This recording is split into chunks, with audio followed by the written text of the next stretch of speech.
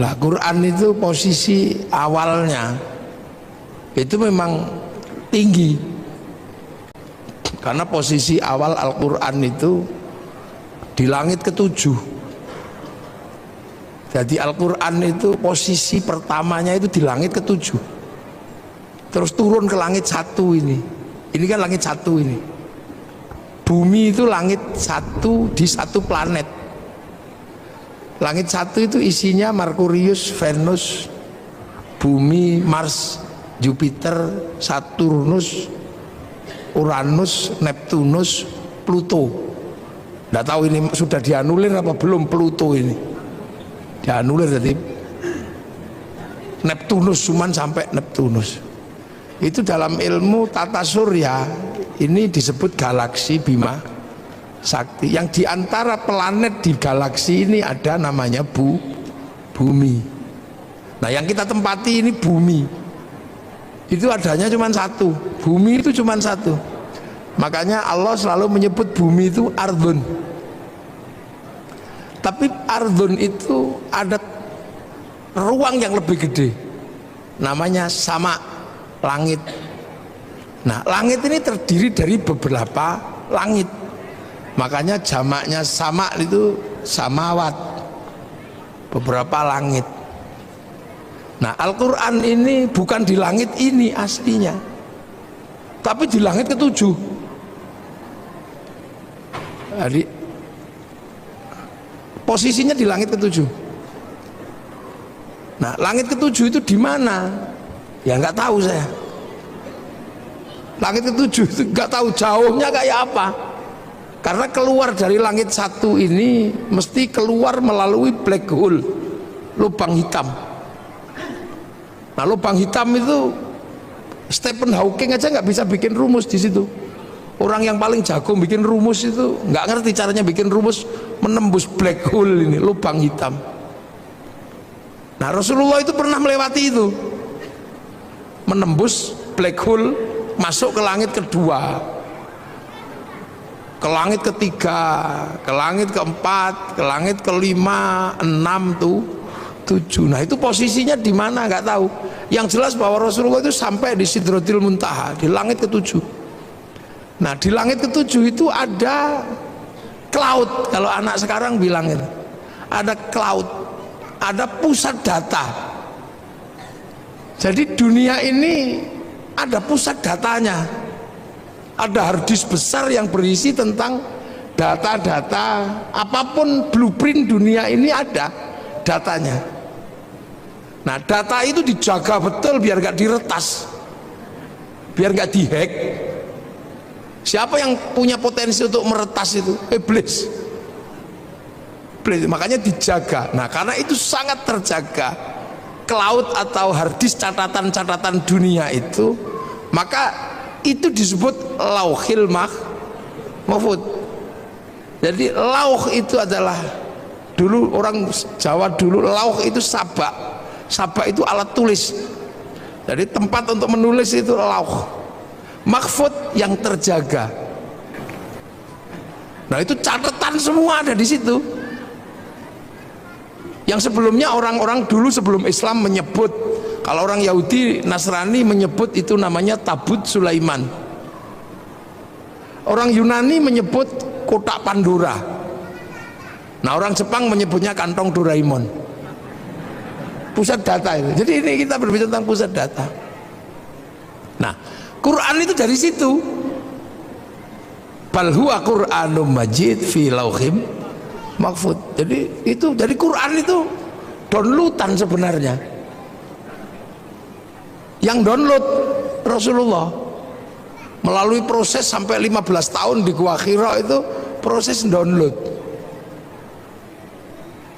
Makanya Quran itu turun itu seperti PDF, ada passwordnya.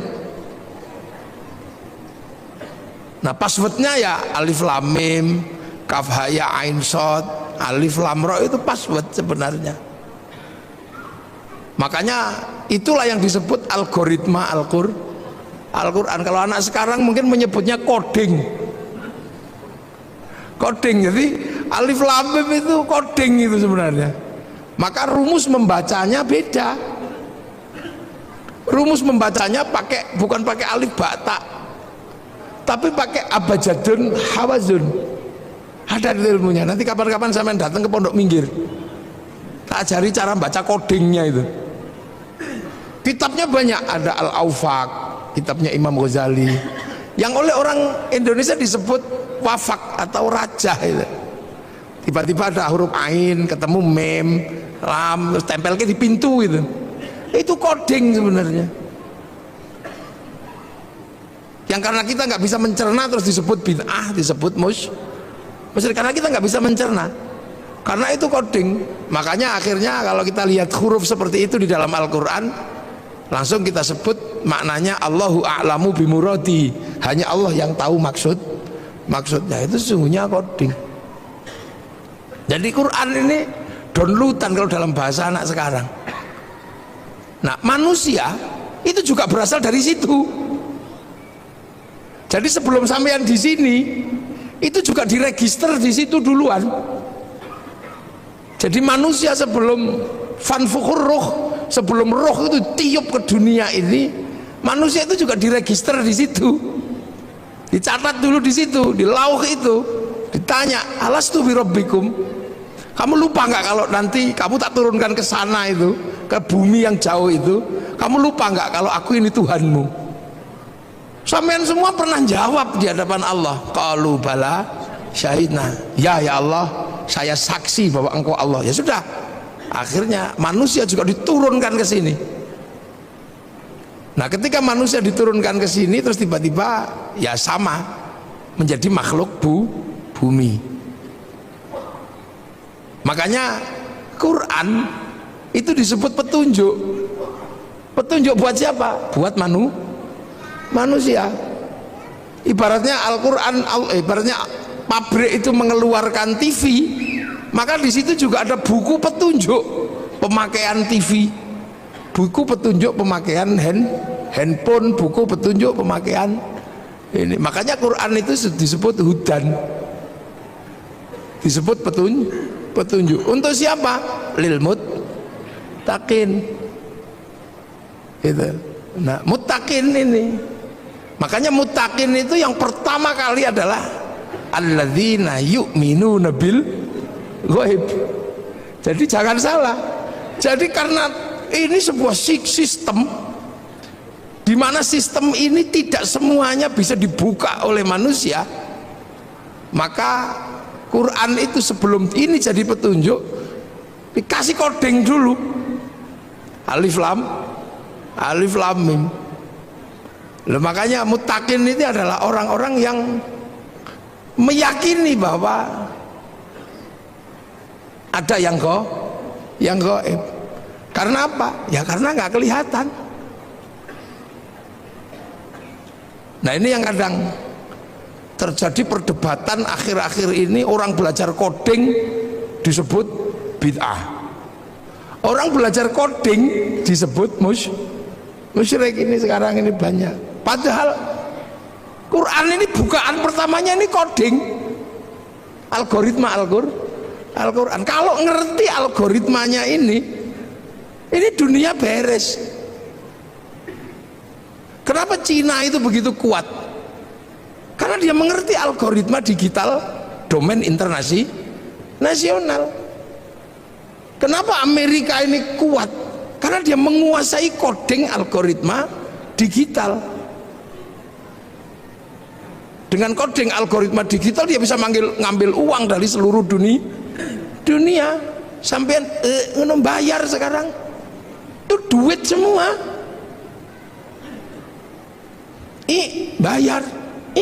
Bayar. Makanya dilawan sama Cina pakai codingnya Cina, sehingga Cina berani ngelawan Amazon pakai Alibaba. Itu pertarungan pertamanya mana? Di codingnya, bukan di Amazon sama Alibaba. Kalau Amazon sama Alibaba itu sistemnya, di dalamnya ada namanya algoritma dan coding. Kalau coding dan algoritmanya tidak dikuasai, nggak bisa ngelawan. Bagaimana bisa ngelawan Facebook pakai QQ render? Bagaimana bisa ngelawan WhatsApp pakai WeChat karena menguasai codingnya. Jangan dikira. Makanya logam dunia pun pakai coding. Sampean kalau pernah belajar kimia itu kan codingnya ada. Oksigen pakai coding. Maka orang kalau ngerti coding oksigen, dia bisa produksi oksigen. Samator kenapa kuat? Dia punya coding H2O nya, dia bisa bikin. Nah sampean nggak bisa bikin, ya keluar kentutnya doang. Loh ini coding, ini ilmu kekinian. Handphone itu bisa menghubungkan sini Amerika pakai coding. Satu coding algoritma, yang kedua coding logam. Ketika emas dipertemukan dengan ini loh, ini ki anak codingnya ngapain di sini nih. Makanya ora perlu kabel. Makanya laki-laki yang menguasai coding tentang perempuan bisa I love you tanpa harus berkata-kata. Loh iya. Makanya orang dulu kalau mencari coding itu puasa. Cinta perempuan kok ditolak, cari codingnya. 3 hari 3 malam itu. Apakah pakai coding innahu min Sulaiman apa innahu bismillahirrahmanirrahim, atau pakai coding sun amat kaji hajiku jaran go yang kan gitu. Ini kita ini yang sekarang jarang sekali dibahas. Kenapa ya sampean selalu marah-marah itu? Yahudi dia menguasai codingnya, mempertemukan coding api dan coding air menjadi mesin. Kita tahunya cuma pakai motor ngwes gitu, tapi kok bisa besi ketemu dengan platina, besi ketemu dengan apa pertamak, ketemu dengan pertalet. Nah, saya nggak bahas itunya, ngapain bahas itunya? Itu bukan, saya nggak begitu, itu nggak, itu loh, tuh. Jadi jangan dikira.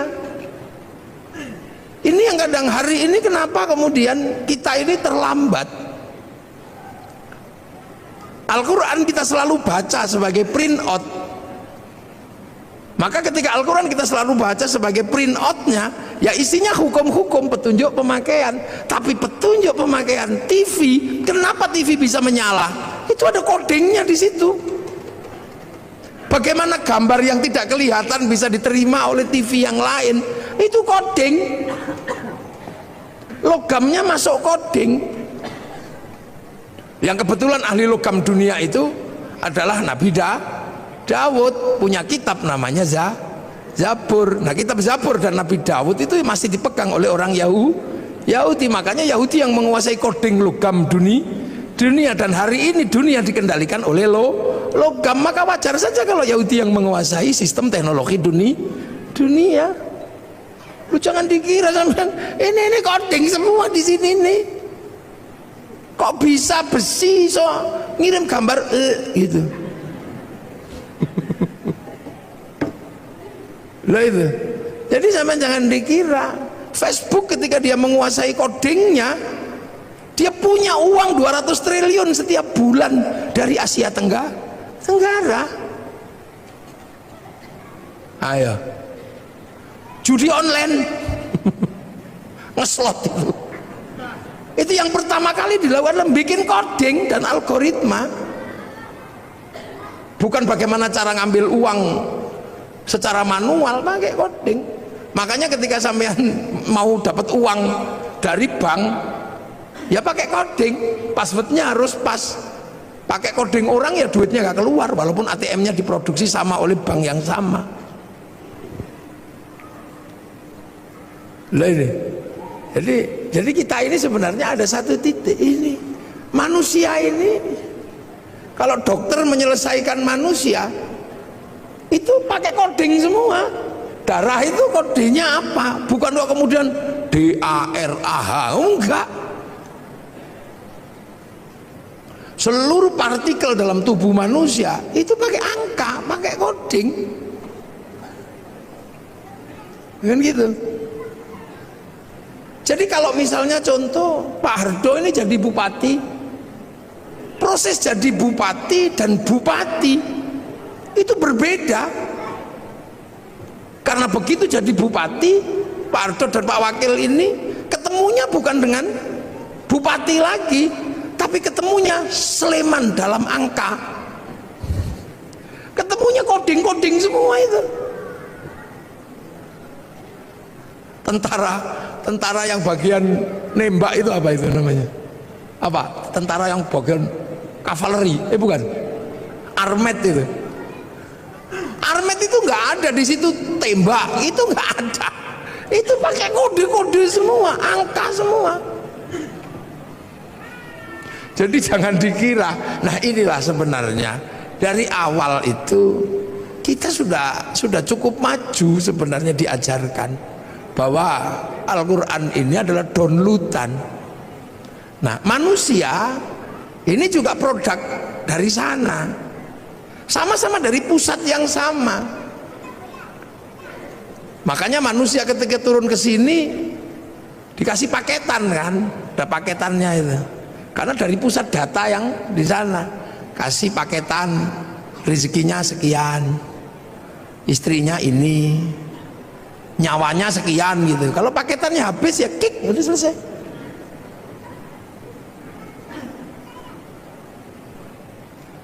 Gitu. Makanya pertama kali Quran itu Iqra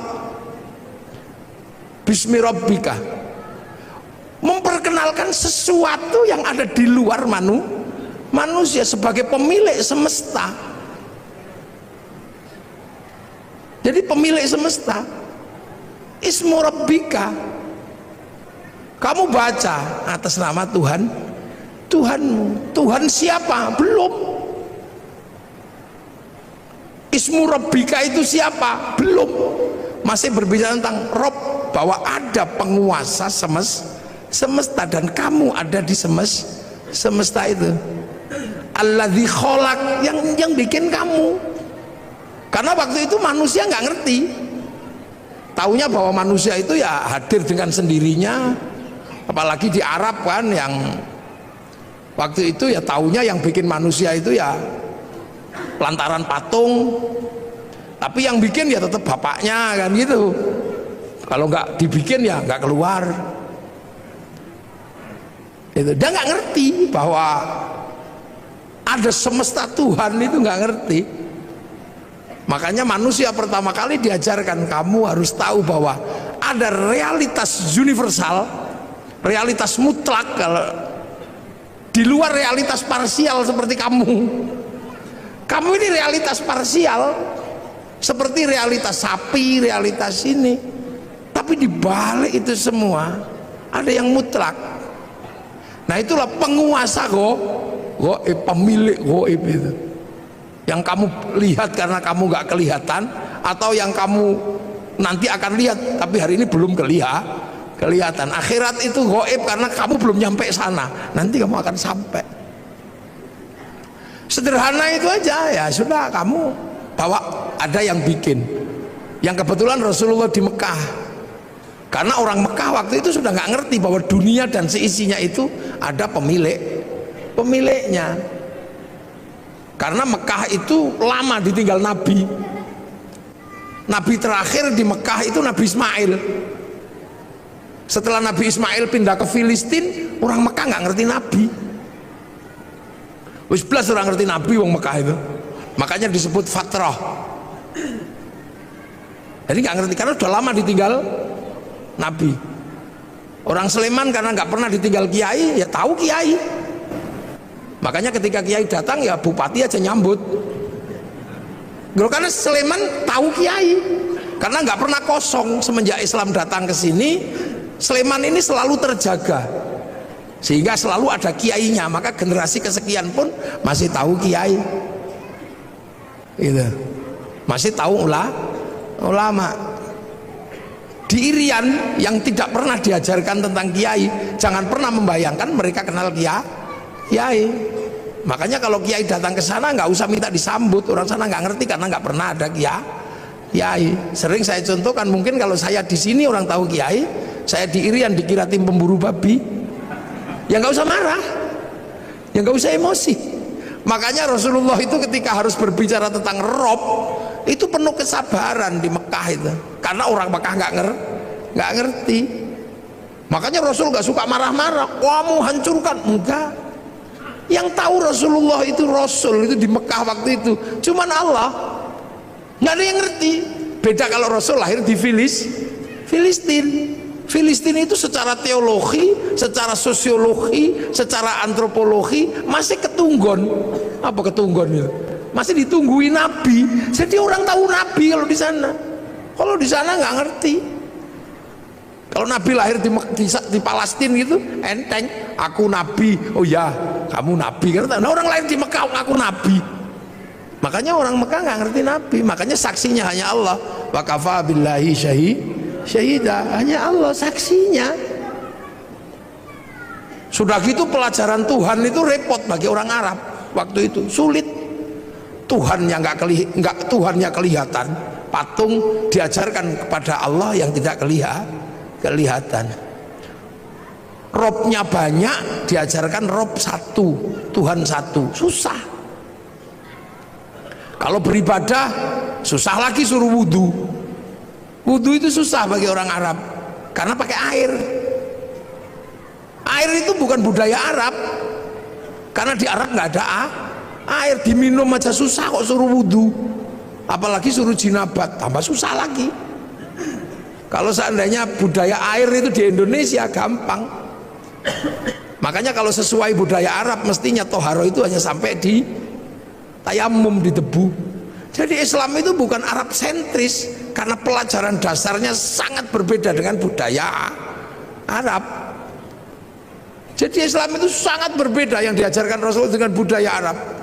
Orang Arab nggak ada air, diajari pakai air. Sudah tahu makanan itu susah, tiba-tiba disuruh sedekah, disuruh zakat. Orang Arab itu cari makan susah, harus berburu. Makanya orang Arab itu kalau berburu, saudaranya harus banyak. Kalau berdagang, kafilahnya harus banyak. Kafilah yang saudaranya nggak banyak diajar sama kafilah yang mayoritas mate. Makanya orang Arab itu saudaranya harus banyak. Makanya tradisi orang Arab itu seneng ngitung saudara. Saudara bin ini, bin ini, bin ini. Untuk apa? Membangun komunitas. Karena sistem survive-nya orang Arab adalah komunal. Nek kekuatannya sedikit kalah sama suku, dikit kalah. Begitu berebut air gitu, saudaranya cuma 5, ditabrak yang saudaranya 20, hilang. Sementara cari air di tempat lain susah. Ada pohon satu tiba-tiba berteduh di situ enak itu, kedatangan suku yang lebih besar ditabrak habis. Makanya mereka harus punya suku yang besar. Makanya orang Arab itu punya tradisi ngitung saudara, ibin al. Lah orang Jawa ya nggak terlalu ngitung, dipecat sama saudaranya yang ini hidup di sebelah situ hidup. Makanya orang sini itu kampungnya banyak. Karena apa? Hidup dimanapun bisa. Di lereng Merapi ya hidup, di pojok minggir ya hidup, di mana aja hidup orang Jawa itu. Hidup sendiri itu hidup, berdua gitu sama istrinya. Hidup di mana? Hidup cari air nggak susah, cari makanan nggak susah. Di Arab nggak bisa. Begitu ada sumber makanan, yang berebut di situ banyaknya luar biasa. Makanya orang Arab harus punya saudara banyak. Makanya sampai di sini pun kalau keturunan Arab selalu ibin gitu. Kalau di sini nyaman, nggak boleh ngambil air di situ, bikin sumur di sebelahnya, ada sumbernya. Makanya di sini desanya banyak.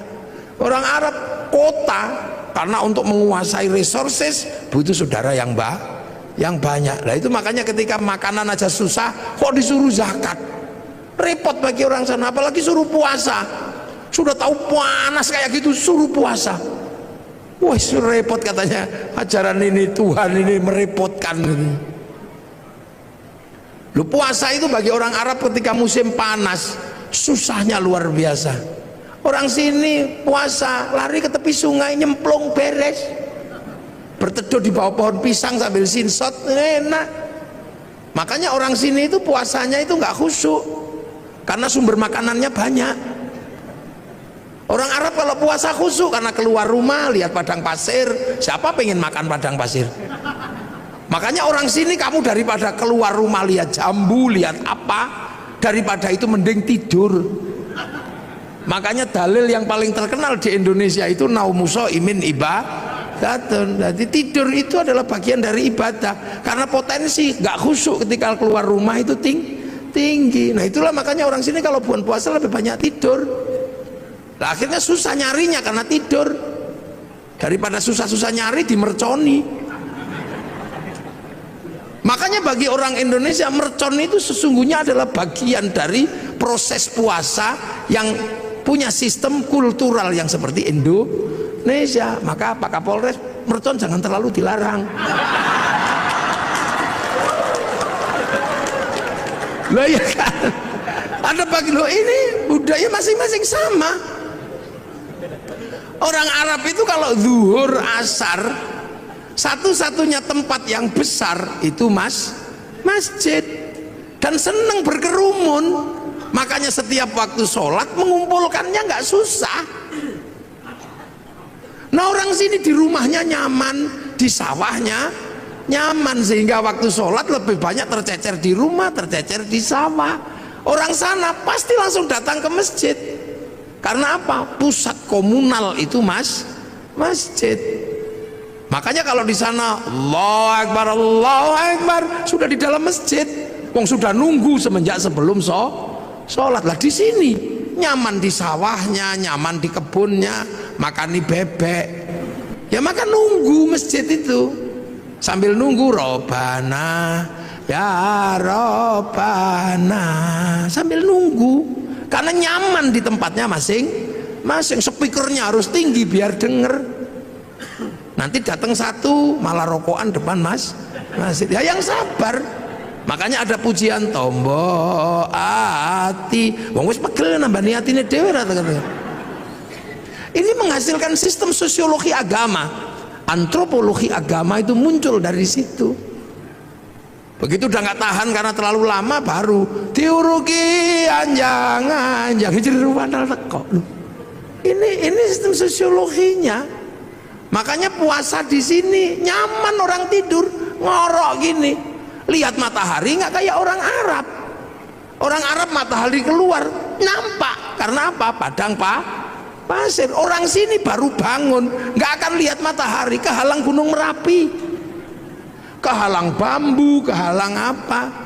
Makanya biar nggak kebablasan ada tarhim, imsak, siap-siap, hati-hati kebablasan.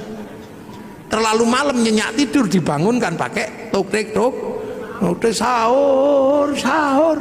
Nyaman orang sini tidurnya. Sahur ora sahur sakarepmu. Loh. Jadi proses di sana ini berbeda. Makanya ketika ajaran itu masuk susah. Apalagi haji. Haji itu bagi orang Arab itu masalah. Kalau nggak saking kuatnya ajaran keyakinan, apa? Tawaf. Satu kalau musim panas, yang kedua syahwat. Orang Arab itu kalau lihat kaki, tangan dan muka, wah itu syahwatnya luar biasa. Sementara kalau tawaf, ini muka harus dibuka. Betapa kita bisa melihat orang-orang yang indah di sana. Sementara pada saat yang sama, yang laki-laki disuruh pakai baju, nggak boleh dijahit. Coba kalau mau ndablekan tinggal wes gitu aja. Ini sosiologi agama. Makanya Islam itu ja'a ghoriban wa sayaudu ghoriban, asing dan akan pergi dengan asing. Loh, makanya Islam itu pertama ya wa kafa billahi syahida Muhammadur Rasulullahnya Allah yang tahu. Sampai kemudian orang Arab ada yang bisa menerima. Nah itu yang disebut walladzina ma'ahu, orang yang bersama Rasulullah, para sahabat. Makanya sahabat itu ya orang Arab, karena Islam itu turun di Arab. Sahabat ya Abu Bakar, Umar, Utsman. Nggak ada sahabat namanya Joni gitu, atau Hardo, itu nggak ada. Ya Danang, Edi, ya nggak ada. Wong itu baru terjadi proses di sana. Sampai akhirnya orang-orang yang mengikuti Rasul ini bentrok sama yang tidak mau. Makanya ada konsep asyidda'u 'alal kufar, marah sama yang kafir yang nolak. Sampai akhirnya rekonsiliasi. Yang kafir masuk Islam, sudah, wong ora ngerti kok ya enggak apa-apa. Abu Sufyan, abu yang lain itu masuk.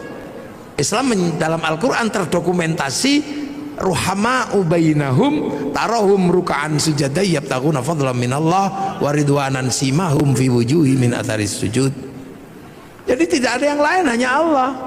Sampai akhirnya Islam itu keluar dari jazirah Arab. Nah itu digambarkan dalam Al-Quran ayat terusannya, dzalika mathaluhum fit Taurat wa mathaluhum fil Injil kazar'in. Islam itu digambarkan di Taurat dan di Injil seperti tanaman. Lah makanya kemudian ada yang nanam. Yang rukun Islam tadi itu rukun Islam perlu ditanam. Nah ada yang berangkat nanam ke Eropa, Tariq bin Ziyad.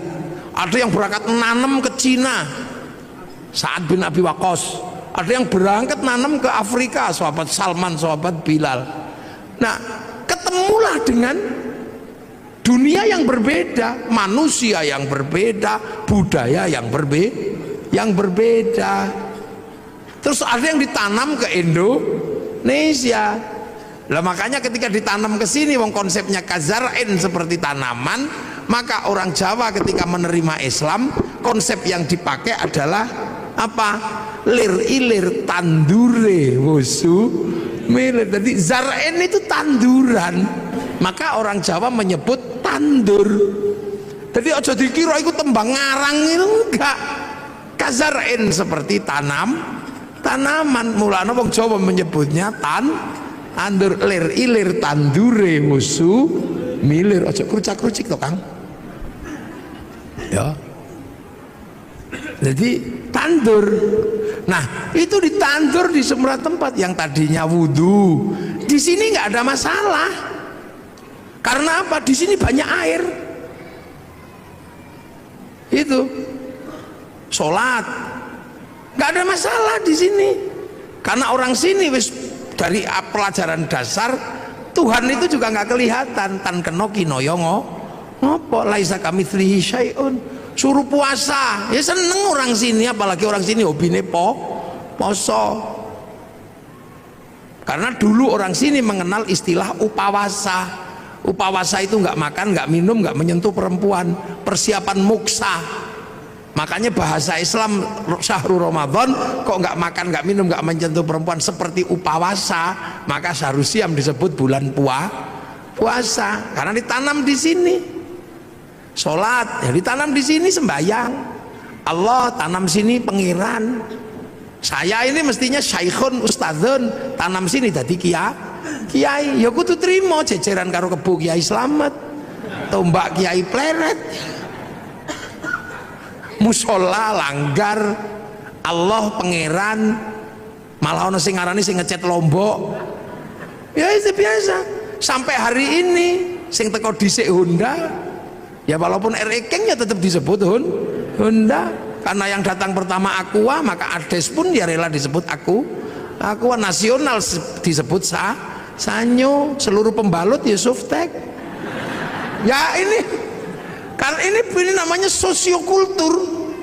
Jadi jangan dikira agama itu tidak, karena dipakai manusia punya budaya, punya pengetahuan.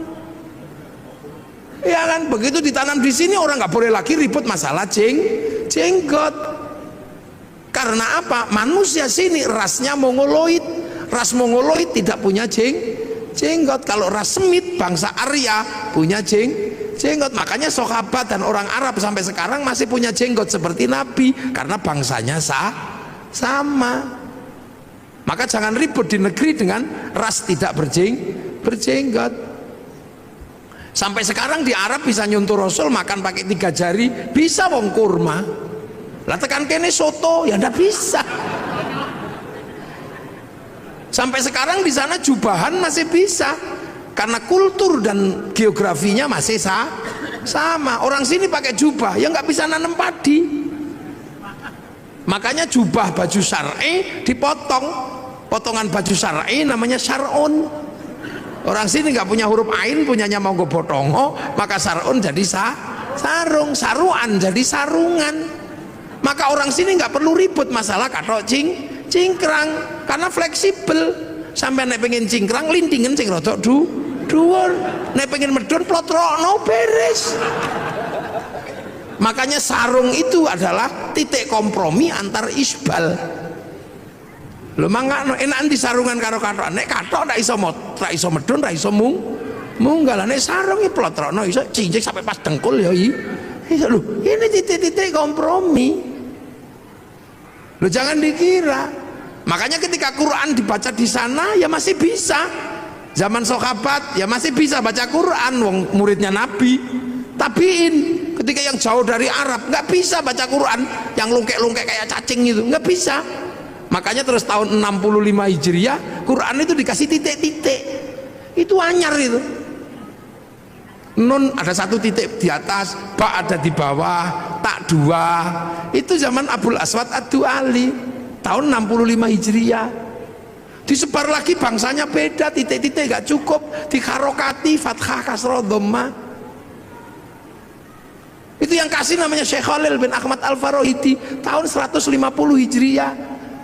100 berapa? 140-an lah setelah Nabi meninggal. Dibaca orang yang berbeda suku lagi, nggak bisa, lidahnya beda. Orang Jawa alhamdulillah ya alkamdu, nggak punya hak, punyanya Hono Coroko. Robil alamin, robil ngalamin, wudu, wulu, mardiyah, marliyah, salam takzim, salam taklim. Itu ada wadduha, keluarnya wadduhai, itu mereka lekanui ini ya ada. Sekarang ini ada bangsa Sundonan alladzina alladzina. Lah ini kan harus ditemukan jalan keluarnya. Penelitian tahun 200-an Hijriah namanya Abu Ubay Qasim bin Salam, hasil penelitiannya dibukukan dalam ilmu At-Tajwid fi Qiraatil Quran. Jadi ojo sampean bayang no, Islam itu di sana sampai ke sini nih butuh perjuangan karena ketemu bangsa yang berbeda, ditanam di tempat yang berbeda. Prinsipnya cuma satu, tumbuh enggak tanaman ini. Akhraja syat'ahu fa'azarahu fastaghladha fastawa ala suqi yu'jibu zurra al yaghidhu bimul kufar. Tanaman ini tumbuh enggak? Sampai kemudian ketika dibawa ke pasar ini menjadi mendominasi apa enggak? Dominan atau tidak di pasar agama ini. Makanya pakai bahasa suk. Nah, hari ini ketika Islam ini ditanam di sini, tumbuh, berkembang, dan di pasar internasional kita paling banyak. Mau haji paling banyak orang Indonesia. Berbicara sholat paling banyak orang Indonesia. Orang hafal Quran orang Indonesia. Setiap kiroah juaranya dari Indonesia. Masjid paling banyak Indonesia. Jadi ketika berbicara konsep agama Islam dan pertumbuhannya, yang ditanam di Eropa macet, yang ditanam di Afrika ya segitu-gitu aja, yang ditanam di Cina juga nggak tumbuh, tapi yang ditanam di sini tumbuh subur menjadi dominasi pasar dunia. Loh kok gitu, ada yang mengatakan Islam terbaik ada di mana? Ya di sini. Ya di sini. Makanya saya kalau mau belajar identifikasi agamanya nggak usah jauh-jauh. Karena identifikasi agamanya jauh-jauh akhirnya ribut di masalah simbolik, ributnya di jenggot. Jenggot ini bukan masalah prinsip karena ini masalah perbedaan bangsa. Kok tiba-tiba di sini ribut masalah jenggot? Kalau ribut masalah jenggot ya di Afghanistan sana yang bangsanya masih jenggotan semua. Tiba-tiba di sini kok ribut masalah pujian. Tiba-tiba di sini ribut masalah gedek-gedek di zikir. Ya orang sana bahasa Arab paham, meskipun diem begini ngerti caranya zikir. Kalau orang sini nggak bunyi, simbah-simbah itu loh nggak bisa ngerungokno zikir opo, main ketop-ketop ngendak. Muni opo mbah ngono we. Terus meneng ini ya turu. Ini problem problem sosiologi, agama, antropologi. Jadi akhirnya Islam sekarang ini berdebat terhadap sesuatu yang sebenarnya sudah lewat. Udah lewat masanya. Coba sampai delok persoalan tumpeng. Persoalan tumpeng aja ribut. Loh, ini kan persoalan makanan. Sampai nggak ribut orang Arab ingkunge iki onto. Napa sampean ribut ingkung pitik? Wong Yaman ingkunge wedhus. Sampean delok itu Raja Salman kalau menyambut tamunya makan bersama, ingkunge unta, Pak. Lengkene wedhus sing 20.000, pitik sing 20.000 sampean ribut. Soalnya nopo? Nek wedhus larang, makanya di sini cukup pitik, murah, ndoke akeh. Kita akhirnya kan ribut masalah sesuatu yang sebenarnya udah nggak perlu diributkan. Ribut masalah ngadep kiblat. Fawalli wajhaka syatrul masjidil haram. Ngarah-arah tok ae lho, apa sampean ribut? Pokoke anggere madhep rono ngene, Allah Akbar. Wis ini wajhatu wajhiya. Wong pancene ado, sinyale kadang hilang. Allahu Akbar mau. Wis merem-merem ini wajah tuh wong pancene online ayo sinyale hilang. Wong pemancar utamane ning Mekah kono, lah kene cuman pemancar lokal. Begitu ono ting ting ting bakso ya wah begitu melek sarungnya bolong udah lah kita itu gak usah ribut masalah ngono kuwi. Kita suka ribut sekarang terhadap sesuatu yang sebenarnya tentang Allah apa Allah pengene lah. Nek Kanjeng Nabi kalau di atas unta gini wong wis ketok teko nguri, nek pengimamane agak rendah gini supaya ketok teko mburi. Ini kan problem-problem yang sudah terjelaskan. Jadi karena ditanam di sini ya pakai sini. Krungu Islam Nusantara, iki apa? Lu Islam fi Nusantara, Islam di Nusantara itu ya gini. Sampean tutup auratnya katok, lambi, peci, kono jubah, kono udeng, manono tok, imamah, ya udah loh. Jadi kita ini terkadang ribut maka persoalan gizi loro, ribut tumpeng, ribut ake, ribut hormat bendera, ribut apa? Yang sesungguhnya itu problemnya adalah problem bangsa yang berbeda, tapi rukun iman, rukun Islamnya tidak pernah berubah. Lah apa sama ribut kentongan karo beduk? Padang pasir, wow akbar Allahu akbar, krungu wong kadok. Lah kene ra dikai beduk ya ora krungu. Saiki beduk pensiun gara-gara ono speaker. Karena lebih keras speaker itu. Besok speaker ya pensiun. Wong lunga ning masjid di WA. Pakai alarm. Bener sampean lho. Rabi biyen salaman ngene. Saiki lewat video call ya iso. Zamannya berubah. Dhisik wong Jawa sing paling sakti iku sing nempiling semaput. Ini sakti. Saiki wong sakti kere. Sak tempilingan 7 juta. Tanya Pak Kapolres sekarang, kalau tidak percaya praktek no. Maka ilmu itu juga otomatis hilang. Dhisik orang sakti itu ketika ngelirik wong wedok I love you, poso pitung dino pitung bengi.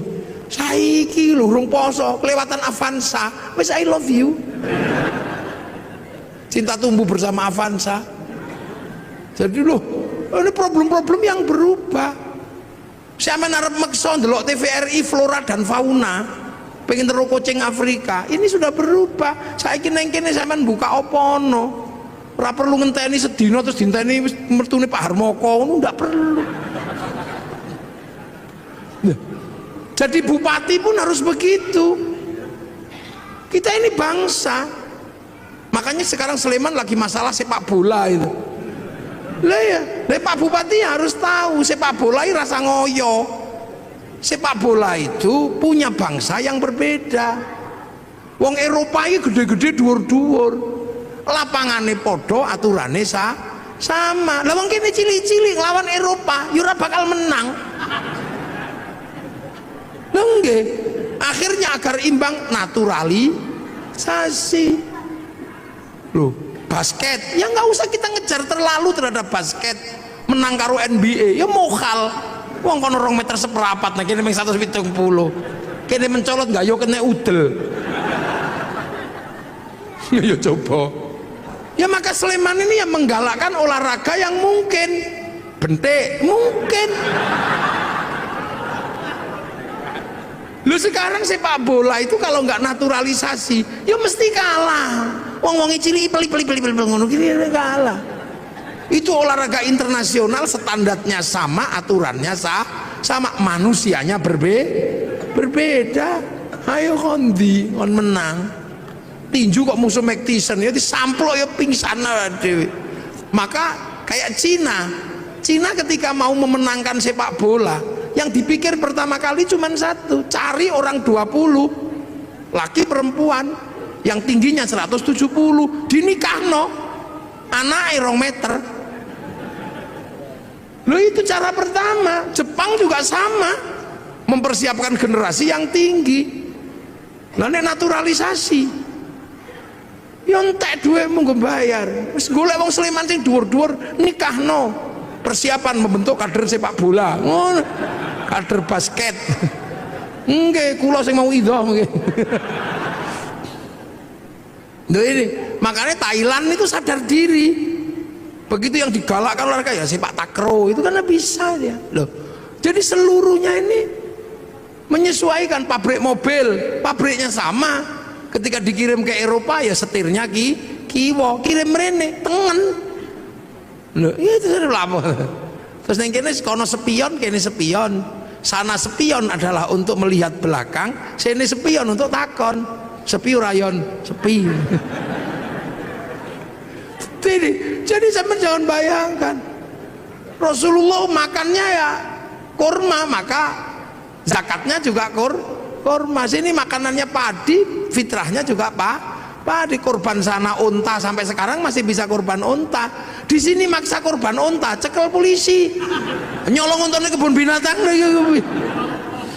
Biro lo kono. Loh, ini jadi ini sebenarnya sudah. Nah, yang perlu dipahami ulang adalah bagaimana Al-Quran ini menyelesaikan problem yang sudah terbuka, yang dulu dibuka oleh para ulama terkait algoritmanya. Siapa ini yang akan ngurus? Kalau print outnya udah semuanya anu lah, banyak yang hafal lah, penghafal terbanyak, tapi memahami codingnya ini. Karena manusia sama-sama dari sana, Quran dari sana. Makanya manusia itu bisa dikirimi Quran. Seperti provider handphone, dia menurunkan kartu. Nah, antar kartu ini bisa saling tukar data, karena data ada di provider. Makanya kartu ini kirim data sana bisa. Tergantung kita mau paketan apa. Yang penting punya wifi. Yang tidak punya wifi ya cari wifi gratisan. .co.id. Sama manusia ini juga bisa kirim Al-Quran, kirim Fatihah, kirim apa. Yang penting ketika kirim punya wifi. Kalau nggak punya wifi cari wifi gratisan. Wifi-nya siapa? Wifi-nya Nabi, wifi-nya wali. Namanya tawassul.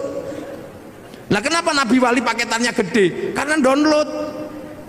Nabi wali itu download. Qalu rabbuna Allah tsumma istaqamu tatanazzalu alaihimul malaika alla takhafu wala tahzanu. 3 tahun ya Allah, ya Allah, ya Allah, ya Allah. Ono sing 3 tahun Sunan Kalijogo. Syekh Abdul Qadir 25 tahun ya Allah, ya Allah, ya Allah. Download. Maka wali-wali itu paketannya besar. Makanya bisa mengerti hati orang karena bisa meretas. Wali-wali mau macam-macam zaman-zaman dihack karo para wali, sampean paketannya gede, wong download. Nah, sampean kalau diajak download langsung tidur. Ya Allah, ya Allah, ya Allah, ya Allah. Ya Allah, ya Allah, gringgingan. Loh, ini kita ngomongin Al-Quran. Makanya Al-Quran ini sesungguhnya adalah bukan sesuatu yang hanya semata-mata bisa dibaca dengan irama. Ada di balik situ ada codingnya. Sampean menguasai codingnya itu beres urusan dunia. Sampean randi duit itu, ngerti codingnya, sudah tulis saja, ditempel aja di pintu tol, tok gitu. Coding duit itu ning Al-Quran. Orang kaya lewat situ mesti inget sampean jenenge. Oh, tak tulis coding, prek, muafik ngono yo ilek kok iki. Mulane wong biyen ono angel di coding wis rampung. Ngono terus diarani klenik. Oh, yang itu yang salah. Padahal zalikal kitabul la raiba fi, pertama niku hudal lil muttaqin alladzina yu'minuna bil ghaib. Nah saiki anggere krungu ghaib ngono gudiken. Lu padahal Quran itu ya butuh pertama kali ya kok gaib. Makanya ada orang belajar ilmu hizib, ilmu mahabbah, ilmu apa itu karena apa? Bahwa jangan sampai gaib itu menjadi pemikiran tok, tapi dia harus menjadi experience of religion, pengalaman keagamaan. Maka ada orang yang sampai jerokno zikir gitu, ya Allah ya Allah ya Allah ya Allah ya Allah ya Allah gitu. Nah untuk itu semua ya men harus ngerti donya niki ana sing duwe sapa? Rob, pangeran. Nah ismu rabbika iku sapa ae, sapa apa jenenge pangeranmu. Makanya Quran pertama kali Fatihah. Fatihah itu bunyi pertama apa? Bismillahirrahmanirrahim. Sebut asmane Gusti Allah. Nah ismu rabb iku sapa ae? Ya 99 iku walillahil asmaul husna fad'uhu biya. Makanya ada orang yang seumur hidupnya cuma nyebut-nyebut tok. Ya Allah ya Allah ya Allah ya Allah ya Allah ya Allah ya Allah. Loh, perintah pertama sebut asma Allah. Sebut. Ndas ora iso muni diajari apa? Gede-gede ya Allah ya Allah ya Allah ya Allah. Tangan nggak bisa bunyi cekeli tas bokong nggak bisa bunyi suruh duduk. Kaki nggak bisa bunyi suruh sila, supaya semua bisa menyebut asma Allah. Dok subhanallah, pecah telek masya Allah, ngelunggui udut iya Allah. Ini kan pelajaran dasar, sebut asma Allah. Makanya kalau ada orang gedek-gedek, oh coba lono, kan itu mengajari kepalanya agar bisa mengenal Allah. Nek ono wong nyekel tasbih, oh coba lono, karena mengajari tangan menyebut asma Allah. Nek ana wong sila coba nesoni, itu kaki sedang diajari menyebut asma Allah. Nah nanti kalau semua asma ini sudah kamu sebut, hatimu akan apa? Tumbuh, nyumber itu apa? Nyumber itu akan keluar apa? Ar-Rahman. Kamu akan tahu semesta Tuhan bahwa Allah itu penuh belas kasihan. Ar-Rahman kang welas asing dalam dunia lan akhirat. Jadi sesuatu di dunia dan di akhirat itu dapat rahmatnya Allah. Makanya sampean nggak usah marah sama orang Cina. Wih lo Cina itu neng dunia berarti oleh welas asih Gusti Allah.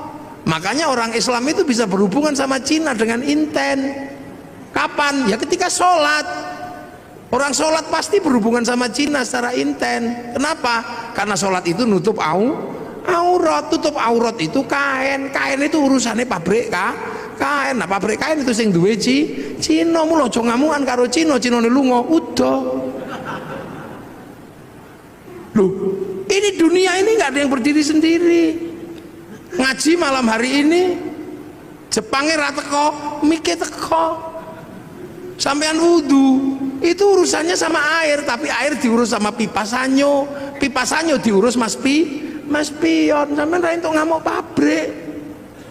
Lunga haji pesawat dari wong Yahudi mati sampean nglangi. Loh makanya Ar-Rahman ini meletakkan manusia hidup penuh kasih sayang. Karena apa? Saling melengkapi.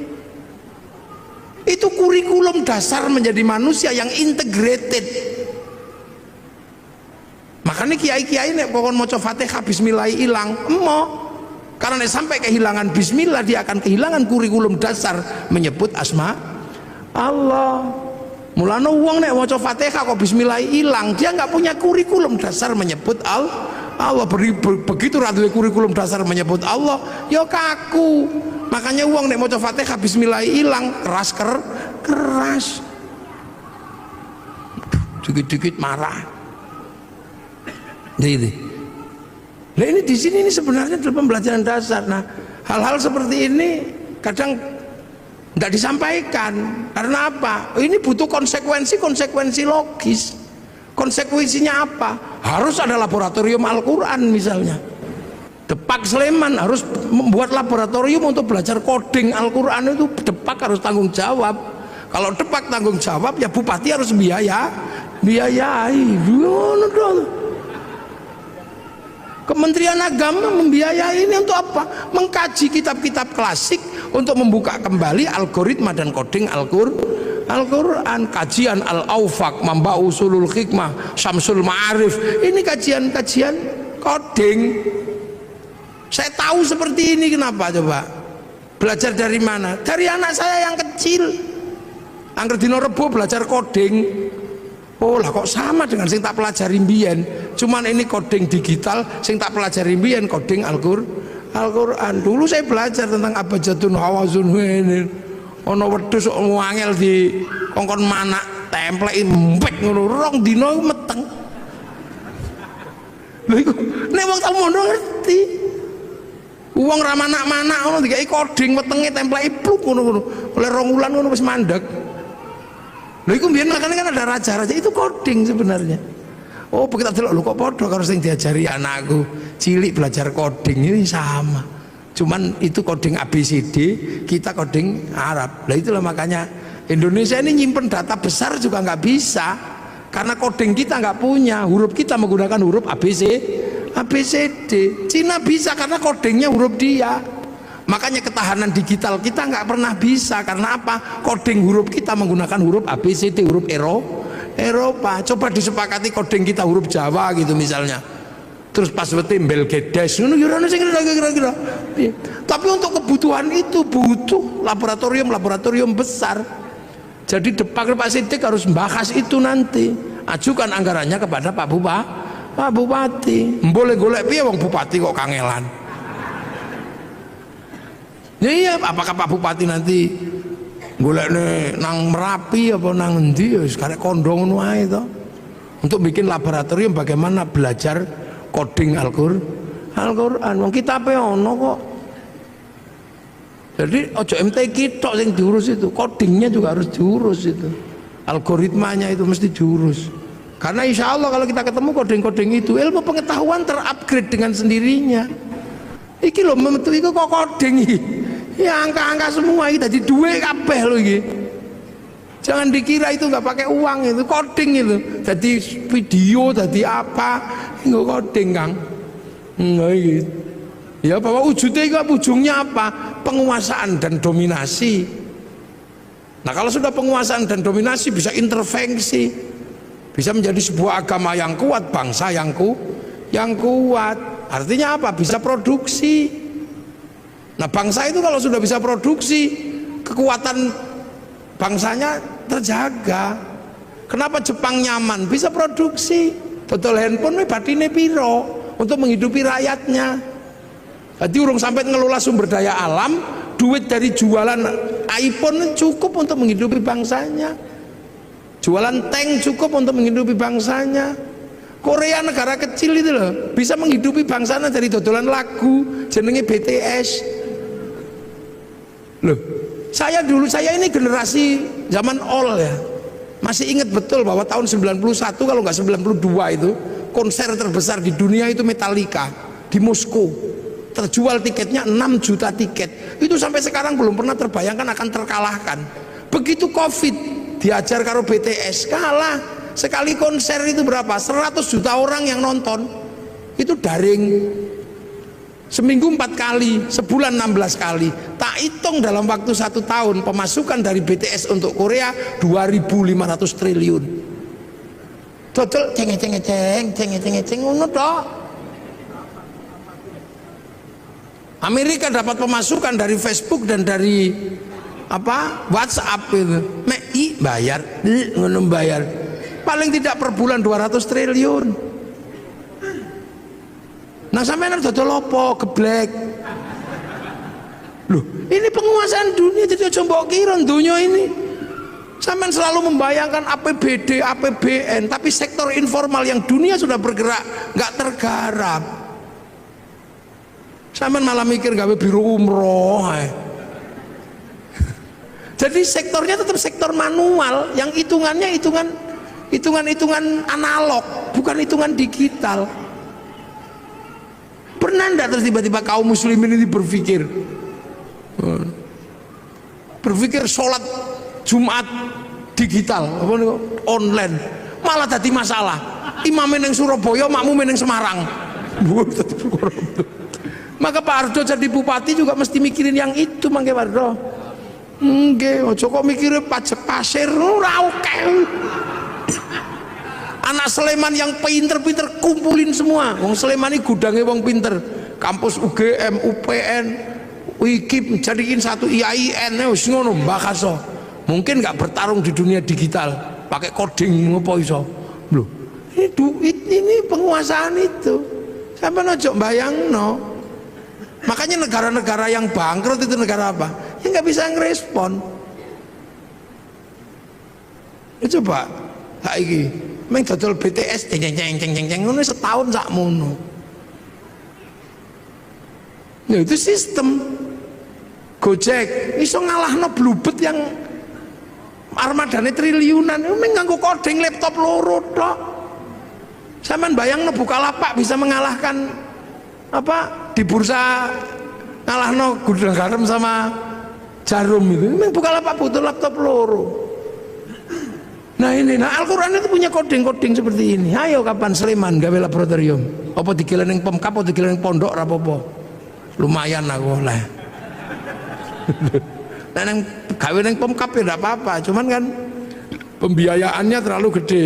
Karena kalau di Pemkap itu sing biayai bupati, jadi mesti hitungannya wah rada gede. Nah nek ning pondok kan gratisan. Loh, tapi memang harus ada laboratorium itu. Ngitung nanti kita bisa kita uji dengan teknologi digital antar frekuensi itu apa sih? Apa ini antar frekuensi? Kita buka itu fikulubi marodun itu apa kodingnya? Nanti kalau kodingnya ketemu alat ini untuk menghilangkan orang sakit hati, orang yang aromaterapi yang mampu menghilangkan sakit hati. Lu ini berarti agama ini sebenarnya sesuatu yang sangat luas dan masa depan. Makanya hari ini hampir seluruhnya teknologi ini kan teknologi langit yang dulu pernah dijalankan oleh Rasulullah lewat Isra Mi'raj. Nah ini penting untuk dikaji secara bersama-sama, dan inilah sebenarnya harapan besar bahwa Al-Quran pada suatu saat akan mencetak orang-orang masa depan. Jadi Islam itu nanti punya orang masa depan yang mampu memecah kode-kode dunia. Neng itu kapan terjadi? Tapi pasti terjadi. Karena akan muncul orang itu. Siapa? Ya orang yang bisa mecah kodingnya langit dan bumi. Karena itu nanti ada orang itu ada nanti. Ini saya kira tumbuh kapan? Karena orang itu sudah disebut di dalam Al-Quran bahwa nanti pada suatu saat akan ada orang yang mampu memecah koding-koding dunia ini. Jadi dalam penciptaan langit dan bumi akan dipecahkan rumusnya oleh ulul albab. Inna fi khalqis samawati wal ardi wa ikhtilafil qiyam wa qu'udaw ala junubihim wa yatafakkaruna fi khalqis samawati wal ard. Orang yang berpikir secara maksimal, berdiri mikir, duduk mikir, terlentang mikir, artinya nggak linier, nggak mikir sambil duduk tok. Dia nggak linier terhadap isi dunia itu, bongkar semua. Duduk mikir, telentang mikir, berdiri mikir, sampai nanti hasilnya ensiklopedik. Rabbana ma khalaqta hadza batila. Ya Allah, gak ada yang sia-sia. Subhanaka faqina adzabannar.